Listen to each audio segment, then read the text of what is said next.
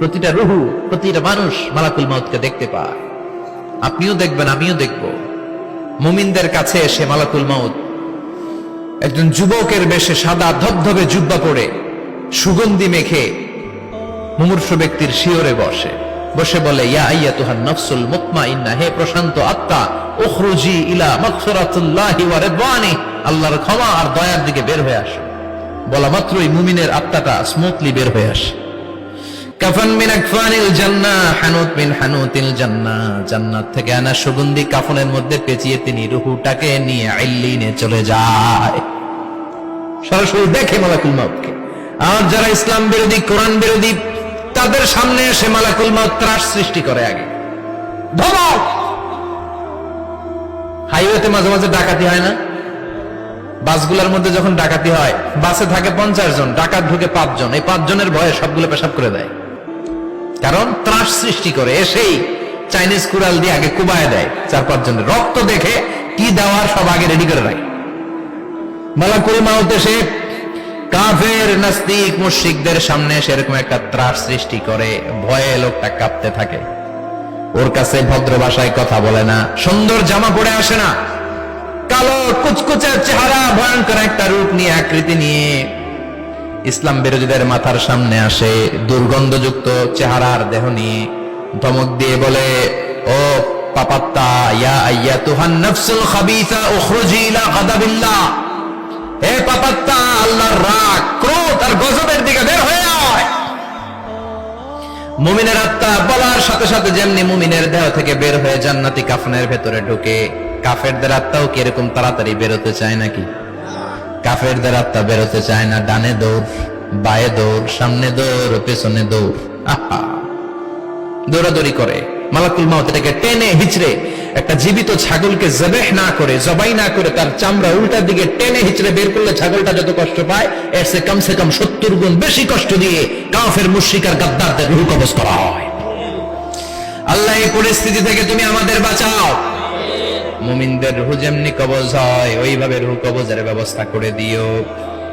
ঈমানের মৃত্যু নসিব করে দিও, শাহিদি মৃত্যু নসিব করে দিও।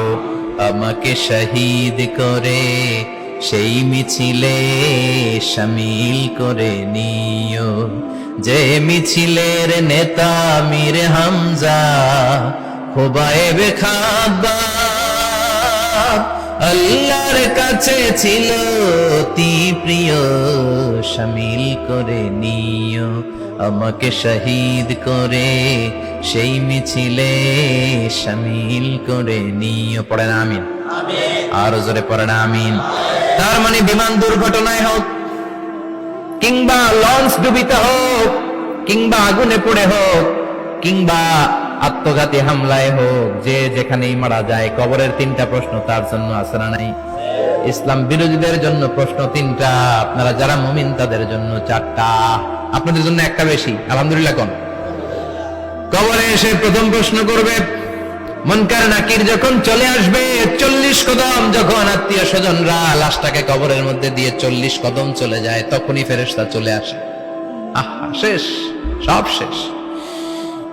এসেই পরীক্ষা শুরু। মার রব্বুক, তোর রবের নাম কি? চিল্লায় বলেন, আমাদের রবের নাম কি? আমরা বলবো রব্বি আল্লাহ। প্রথম প্রশ্ন, তোমার রব কে? আমরা বলবো আমাদের রব আল্লাহ। দ্বিতীয় প্রশ্ন, ওমা দীনুক, তোমার ধর্মের নাম কি? আমরা কি বলবো? তৃতীয় প্রশ্ন, বিশ্বনবীর চেহারা দেখিয়ে বলা হবে, আতারিফু হাদার রাজুল, এই লোকটারে চিনো নাকি? আমরা বলবো চিনি, আমাদের প্রাণের নবী। ঠিক কিনা? 3টা প্রশ্নের যথাযথ উত্তর যখন দিয়ে দিলেন, আপনার জন্য অতিরিক্ত আরেকটা প্রশ্ন করা হবে, ওয়ামা ইলমুক, তোমার নলেজ কি? 3টা প্রশ্নের উত্তর যে তুমি করতে পারলা, কিভাবে পারলা, কেমনে জানলা? নকল করে বলছো নাকি জেনে বুঝে আসছো? ফেরেশতারা বলবে, নকল করছো নাকি? কেমনে জানলা? 3টা প্রশ্নের উত্তর তুমি কেমনে বললা? আল্লাহ তোমার রব, ইসলাম তোমার ধর্ম, এই লোকটা বিশ্বনবী, কেমনে চিনলা? আপনাকে তখন বলতে হবে, আমি কোরআন থেকে শিখেছি, আমি হাদিস থেকে শিখেছি, আমি ইসলাম জেনে বুঝে মেনেছি, আমি আন্দাজে কোথাও ঘুরি নাই। চিল্লা এখন ঠিক কিনা? আপনাকে বলতে হবে। এজন্য শিখতে হবে, প্রতিনিয়ত ইসলাম সম্পর্কে জানতে হবে, আখের গোছাতে হবে, জীবনটাকে আলোকিত করতে হবে। চিল্লায় বলেন ঠিক কিনা? চারটা প্রশ্নই যখন হয়ে গেল, ফেরেশতারা বলবে আহলান ওয়া সাহলান ওয়া মারহাবান বিক, খোশামদেদ, কংগ্রাচুলেশন, খোশামদেদ, কংগ্রাচুলেশন, সব প্রশ্নের উত্তর তুমি পেরেছো। ফায়ুফসাহু লাহু কবরুহু ৭০ যিরান, আপনার কবরটারে ৭০ হাত লম্বা করে দেয়া হবে। ওয়া ইফতাহু লাহু বাবুন ইলাল জান্নাহ, আপনার কবর থেকে জান্নাতের দিকে দরজা খুলে দেয়া হবে। ওয়া ইলবাসু মিন লিবাসি আহলিল জান্নাহ, জান্নাতের দুইটা রেশমি কাপড়ের পোশাক এনে আপনারে পরিয়ে দেয়া হবে। আর বলা হবে নাম কানাউ মিলা আরুস, ঘুমাও, sleep, you should get some sleep now, তোমাকে লম্বা সময় পাড়ে দিতে হবে, ঘুমাও। কানাউ মিলা আরুস, যেমনি বর বাসর রাতে আরামসে ঘুম দেয়, বাসর রাতে যেমনি বর কনেকে নিয়ে মধুর ঘুম দেয়, তুমিও ঘুমাও, কেউ তোমার ঘুম ভাঙবে না। মালাক ইসরাফিলের কিয়ামতের জন্য ইসরাফিলের সিংহায় যে ফুৎকার আছে, ওই ফুৎকার ছাড়া কোনো কিছুই তোমার ঘুম ভাঙাতে পারবে না। আলহামদুলিল্লাহ পড়েন। আল্লাহ আমরাও যেন চারটা প্রশ্নের উত্তর দিয়ে লম্বা একটা ঘুম দিতে পারি, পড়ে না আমিন। ওয়াম্মাল কাফির ওয়া আহলুশ শিমাল, আর ইসলাম বিরোধী যারা, তাদের সামনে আসবে মালাকান আসওয়াদান আজরাকান, কৃষ্ণ বর্ণের দেহ, নীলাভ বর্ণের দুটো চোখ, গায়ের রং কালো, চোখের রং নীল, দেখতে কেমন লাগে?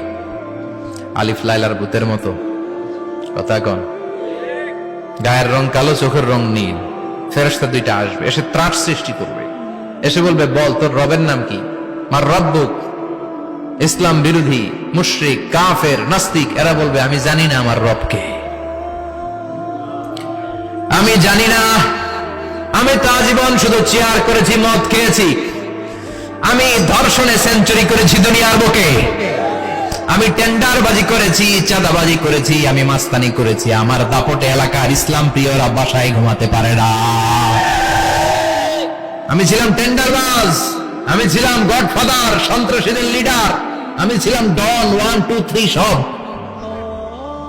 আমি ছিলাম ডনের ডন, আমি ছিলাম মাস্তান রংবাজ, রব টপ কি আমি তো জানি না। লাদ্রি লাদ্রি, আমার জিজ্ঞেস করো না। আবার প্রশ্ন করা হবে ওয়ামা দীনুক, তোর ধর্মের নাম কি? বলবে লা আদরি, আমার কোনো ধর্ম নাই, আমার কোনো ধর্ম নাই, আমি শুধু মौज মাস্তিতে ছিলাম, আমি আনন্দ ফুর্তি করেছি, ইসলাম নিয়ে আমার মাথা ব্যথা ছিল না, আজীবন ইসলামরে আমি বাস দিয়েছি। চিল্লায় বলেন ঠিক কিনা? ইসলাম বিরোধীদের সাথে ছিল আমার চলাফেরা, আমার সব সাঙ্গপাঙ্গ ছিল গুন্ডা বদমাশ ইসলাম বিরোধী। রব কি, ইসলাম কি, এগুলো আমি জানি না, আমার এগুলো জিজ্ঞেস করো কেন? ধর্ম কি আমি জানি না, আমি কিচ্ছু মনে করতে পারছি না। 3 নাম্বার প্রশ্ন করা হবে আতারিফু হাযার রাজুল, দেখো তো এই লোকটারে চিনো কিনা? কয় না, চিনি না, তবে মনে হয় এই লোকটারে দুনিয়ার বুকে আমি গালি দিতাম, এই লোকটার বিরোধিতা করতাম, ব্লগের মধ্যে এই লোকটার ব্যাপারে কুৎসা রটনা করতাম, এই লোকটার কার্টুন বানিয়ে আমি হিংসা ছড়িয়ে দিতাম, এই লোকটার ব্যাপারে আমি এলাকার মধ্যে অপপ্রচার চালাতাম। ফেরেশতারা বলবে তাই, এই ছিল তোর ডিউটি, দাঁড়া এখনই আমাদের খেলা শুরু, এখনই শুরু। ফায়ুতরাকু বিমাতারিক মিন হাদিদ, লোহার একটা হাতুড়ি দিয়ে মাথা থেকে পা পর্যন্ত পিটানো হবে, পিটিয়ে ওর গোশতের হাড্ডিগুলোকে থেতলে ফেলা হবে। ওয়ায়ুকালু লিল আরদি ইলতাইমি, কবরের দুই পাশের মাটিরে বলা হবে এবার দুই দিক থেকে তোরা চাপ দে, চাপ দেয়া হবে, ধাক্কা ধাক্কি করেও সে সুবিধা করতে পারবে না, মাটি আস্তে আস্তে আস্তে আস্তে দেহের দুই দিকে লেগে এমন জোরে দুইটা চাপ দিবে, ফাতাখতালিফা আদলাউহু, তার ডান পাশের পাজরের হাড্ডি বাম দিকে ঢুকে যাবে, বাম দিকের হাড্ডি ডানে চলে যাবে। বিশ্বনবী বললেন এই হাতুড়ি দিয়ে পিটানোর শাস্তি, কবরের চাপ দেওয়ার শাস্তি চলতেই থাকবে হাত্তাল কিয়ামা, কিয়ামত পর্যন্ত। আল্লাহ কবরের শাস্তি থেকে আমাদের বাঁচাও, আমরা এই আযাব পেতে চাই না, আমরা যেন ঠিকভাবে কবরের 4টা প্রশ্নের উত্তর করে দিয়ে লম্বা ঘুম দিতে পারি। আল্লাহ তুমি তৌফিক দাও। এজন্য আল্লাহ বললেন গোলাম দুনিয়া নিয়ে পাগল হয়ে থাকো না, এই দুনিয়ার জীবন আসল জীবন নয়, আসল জীবন হলো কবরের জীবন। জোরে বলেন ঠিক কিনা? এই জন্য মাঝে মাঝে কবরে যাবেন, কবরস্থানে দাঁড়িয়ে চিন্তা করবেন এই জায়গায় আমারও আসতে হবে, দিন যাবে রাত আসবে, বৃষ্টি হবে, শীত আসবে, কেউ আমার দেখতে আসবে না, একা থাকতে হবে, একা বড় একা, অন্ধকার, বড়ই অন্ধকার। ওই কবরের জীবনের সামান গোছানোর দরকার আছে না নাই? ওই কবরে সুখে শান্তিতে থাকতে চাইলে নামাজ পড়ার দরকার আছে না নাই? কোরআন পড়ার দরকার আছে না নাই? ছেলে মেয়েগুলোরে মানুষের মতো মানুষ করার দরকার আছে না নাই?